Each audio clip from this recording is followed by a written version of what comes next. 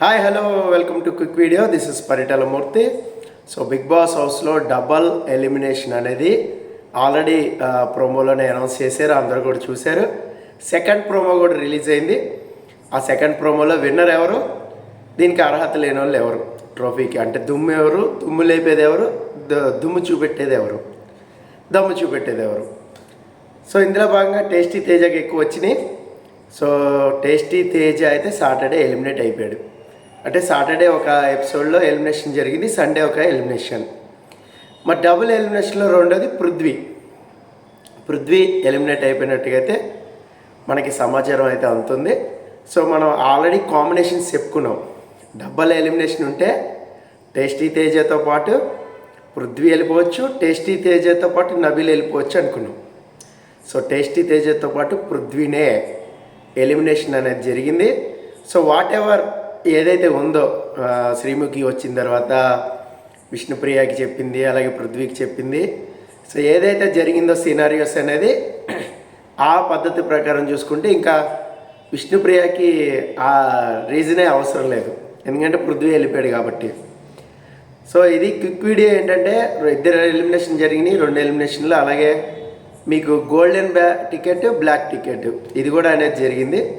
అందులో భాగంగా టాస్క్ ప్రకారం ఆడారు వాళ్ళు. నాగార్జున డిసైడ్ చేసి ఈసారి మంచి లాజిక్స్ వర్కౌట్ చేసినట్టు ఉన్నారు. సో విష్ణుప్రియకి ఇచ్చారు, అలాగే టేస్టీ తేజకి, అలాగే ప్రేరణకి, ముగ్గురికి కూడా పడింది. ప్రేరణకి అయితే అది క్యాచ్ పట్టుకున్నది వీడియో చూపించి మరి class పీకారు.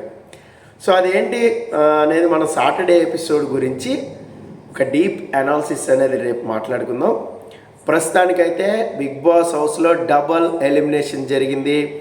First tasty Teja eliminate అయ్యాడు, అలాగే పృథ్వీ కూడా ఎలిమినేట్ అయిపోయాడు.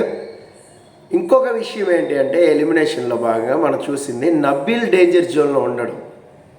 నేను కలెక్ట్ చేసిన రిపోర్ట్ ప్రకారం మీ అందరికి కూడా చాలాసార్లు చెప్పాను, మనం అఫీషియల్ ఓటింగ్కి దగ్గరగా దాదాపుగా వెళ్తాం మనం.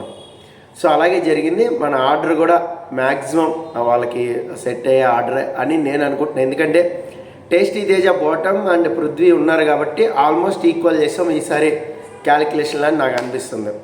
సో వెన్ ఎవర్ అవినాష్ని ఫస్టే సేవ్ చేసేసి టికెట్ ఫినాలే గార్డెన్ ఏరియాలో ఇస్తారని చెప్పాను. సో అలాగే first ticket, first finalist contestant season 8 అనేది ఇచ్చారు. సో అది బాగా ఆనందపడ్డారు అక్కడ ఉన్న వాళ్ళందరూ కూడా. అవినాష్కి అయితే అసలు అది నమ్మశక్యంగా లేదనమాట. సో ఈ లెక్కను చూసుకుంటే ఇప్పుడు రోహిణి ఒకవేళ నామినేషన్లోకి వస్తే సినారియోస్ ఎలా మారుతాయి నెక్స్ట్ వీక్ అనేది అప్పుడు చూద్దాం. సో ఇది quick video. This is Paritala Murthy signing off. By by.